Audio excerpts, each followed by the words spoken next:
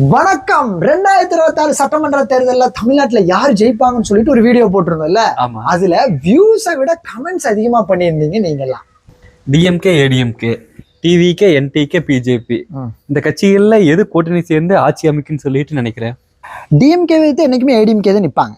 இப்ப தளபதியும் மூணாவதா எதிர்த்து நின்ட்டாரு டிஎம்கேவை.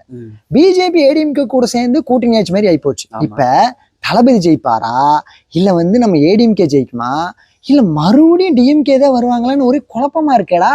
அப்ப என்டிகே சீமான் அவரு வேற இருக்காருல்ல, அவர் என்ன பண்ண போறாருன்னு தெரியல. மாப்பிள்ள சீமான் அவரோட ஸ்டாலின் பார்க்க போனாருடா. டே அது நலம் விசாரிக்க போனார்ரா. அவர் தான் சொல்லியிருக்காருல்ல, கட்சி வேற, என்ன சொல்றது, கொள்கையெல்லாம் வேற வேற.